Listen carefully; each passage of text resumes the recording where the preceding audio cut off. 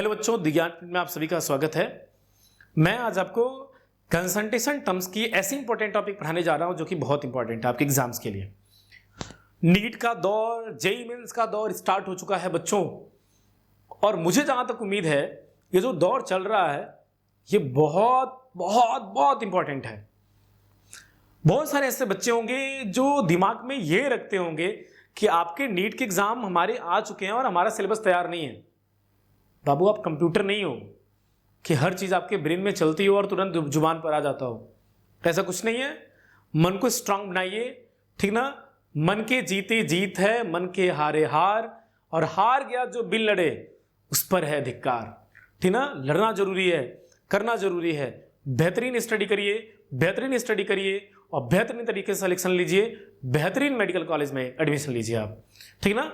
ये तभी पॉसिबल है, ये तभी संभव है जब आप बेहतर वे में बेहतरीन तरीके से स्टडी करेंगे और बेहतरीन तरीके से स्ट्रेटजी बना के स्टडी करोगे, ठीक है।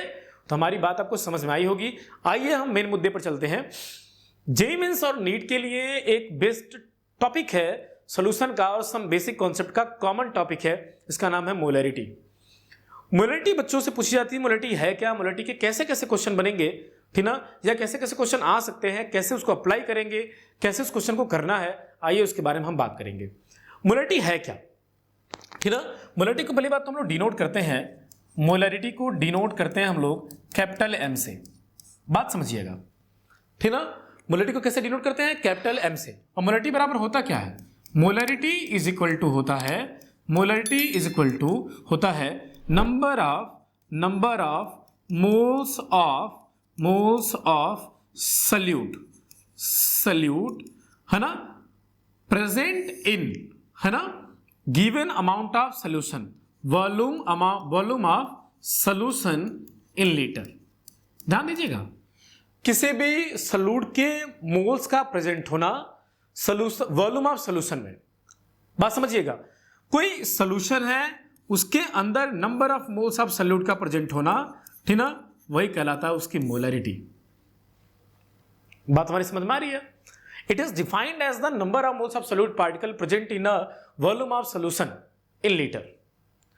ये डिफाइन होता है, मोलैरिटी डिफाइन होती है number of moles of solute, कितने volume of solution in litre में प्रेजेंट है। सोल्यूशन लीटर में होना चाहिए, उसमें कितने number of moles of solute present है, वही क्या होता है? मोलैरिटी। तो number of moles of salute का प्रेजेंट होना volume of solution in litre में, उससे बोलते हैं हम लोग मोलैरिटी। अब देखिए एक बात मैं बता दूं, जिस फार्मूले में वॉल्यूम इन्वॉल्व हो वो टेम्परेचर डिपेंडेंट होता है। मतलब मोलैरिटी जो होती है वो टेम्परेचर डिपेंडेंट होती है, टेम्परेचर बढ़ाने पर इस पर प्रभाव पड़ेगा मोलैरिटी पर। बात हमारी समझ में आ रही है? आइए चलते हैं इसको। अगर मैं सॉल्व करूं मोलैरिटी को, तो मोलैरिटी इक्वल टू क्या होता है? तो मोलैरिटी इक्वल टू आपने लिखा है number of moles of salute. Number of moles of salute को एन से डिनोट करते हैं, ठीक ना, और divided by volume of solution in litre. अगर मैं इसको ml में सॉल्व करूं, वॉल्यूम ऑफ सोल्यूशन पर ml, तो ये हो जाएगा number of moles of salute, ठीक ना, divided by volume of solution in litre, ठीक ना, अपान क्या हो जाएगा 1000, ठीक ना। 1000 को ऊपर लेके जाएंगे तो क्या हो जाएगा number of moles of salute into 1000 divided by volume of solution, ये ml होगा, ठीक ना, ये पर ml है, ठीक ना, ध्यान देना है ना, ठीक ना, volume of solution in ml। Okay, तो याद रखिएगा। अच्छा, अब कई लोग कहते हैं गुरुजी ये नंबर ऑफ मोल्स कैसे निकालते हैं? तो नंबर ऑफ मोल्स निकालने का तरीका है, n इक्वल टू होता है वेट ऑफ सल्यूट इन ग्राम अपान, ध्यान देना बेटा मैं क्या बोल रहा हूं, weight of solute in gram upon molecular weight of solute. इसको सॉल्व करके यहां रखोगे तो मोलैरिटी इक्वल टू हो जाएगा, ठीक ना, weight of solute in gram into 1000 upon molecular weight of solute into volume of solution in ml। इस चीज को याद रखिए, बहुत इंपॉर्टेंट है, बहुत इंपॉर्टेंट है। बात हमारी समझ में आ रही है? बहुत इंपॉर्टेंट फार्मूला मैंने आपको बताया है, इससे आप बहुत सारी चीजों को सॉल्व कर सकते हो। अब देखिए, ये तो बहुत सिंपल फार्मूला है जो मैंने आपको मोलैरिटी के लिए बताया। असली बात पूछिएगा क्या जाती है। देखिए, जो बच्चों को डर लगता है कि अगर ऐसा दिया हो तो क्या करेंगे, मेरी बात समझना।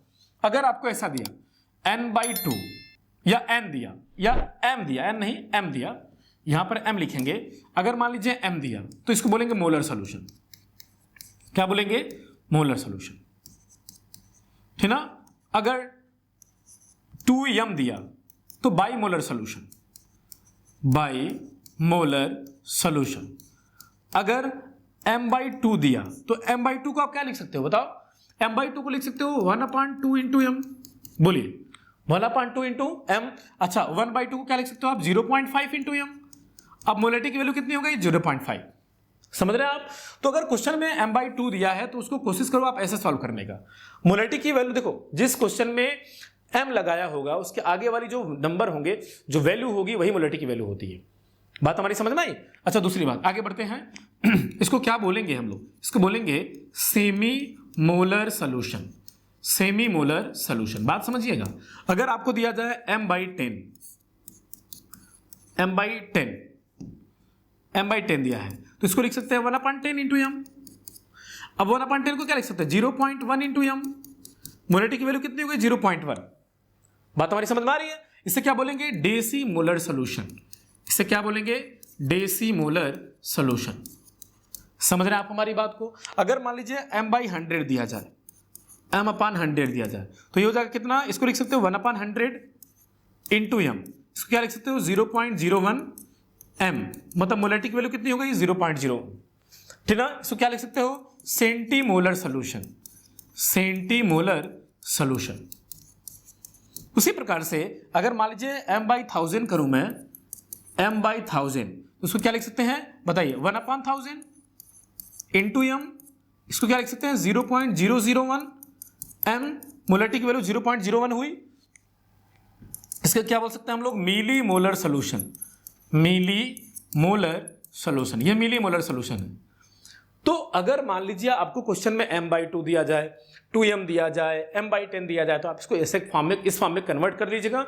या फिर अगर मान लीजिए आपको सोल्यूशन मतलब क्वेश्चंस में ये सब बातें नहीं दी गई हैं तो आपको ऐसे वर्ड में देकर के दे देगा तो मोलरिटी अपने आप निकाल सकते हो। बात हमारी समझ में आ रही है।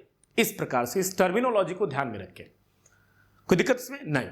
अब हम आपको बता रहे हैं आगे की साइड में, ध्यान दीजिएगा।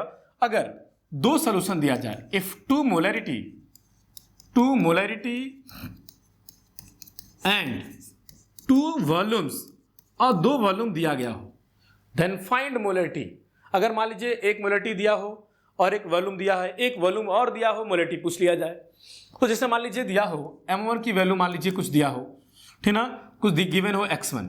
अगर m1 की वैल्यू, v1 की वैल्यू मान लीजिए दिया हो x2, ठीक ना, m2 की वैल्यू आपसे पूछ लिया जाए, ठीक ना, पूछ लिया जाए, और v2 की वैल्यू दिया मान लो x3, ऐसे दिया हो।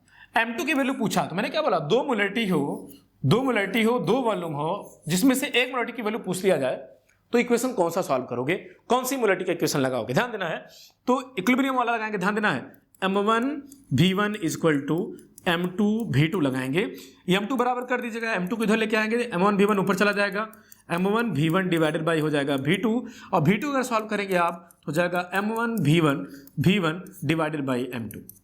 इससे ज़्यादा क्वेश्चन यहाँ से तो नहीं है बनेंगे, और बाबू ध्यान देना है। तो एक तो 2 वॉल्यूम दिया जाए, 2 मोलरिटी दिया जाए, इसमें से एक मोलरिटी पूछ लिया जाए तो ये फार्मूला यूज करेंगे। अगर मान लीजिए हमने क्या किया, 2 तरह का बर्तन लिया है, टेस्ट ट्यूब लिया है, test tube number 1 and test tube number B। ध्यान दीजिएगा, हमने 2 तरह का टेस्ट ट्यूब लिया है और मैंने कहा है कि मान लीजिए इसकी मोलरिटी m1 है, v1 है वॉल्यूम, इसकी मोलरिटी m2 है, वॉल्यूम v2 है, ठीक है। और मैंने क्या किया, दोनों को मिक्स कर दिया, ध्यान देना। और दोनों को मिक्स करने के बाद मैं कह रहा हूं, मान लीजिए इसकी मोलरिटी m भी है।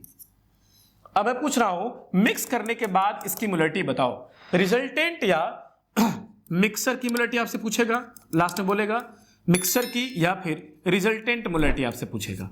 तो जब भी ऐसे क्वेश्चन आएंगे, ऐसी बात बोलेगा, ये दोनों बात बोलेगा, तो आप कौन सा फार्मूला यूज करोगे, कौन सा फार्मूला, ध्यान देना, m इक्वल टू, ठीक ना, m1 v1 plus m2 v2 divided by v1 plus v2। समझ में आ रहा है मेरी बात। तो मोलरिटी को यूज करना बहुत गारंटी होता, बहुत जरूरी होता है बेटा बाबू। देखिए मोलरिटी के बहुत सारे फार्मूले हैं, यूज कहां किस फार्मूले को करना है, कैसे यूज करना है, ये टर्मिनोलॉजी मैंने आपको बताया, ये बात मैंने आपको बताई। समझ रहे होंगे हमारी बात को आप। आगे मैं बढ़ता हूं, ध्यान दीजिएगा। अगर मान लीजिए रिलेशन बिटवीन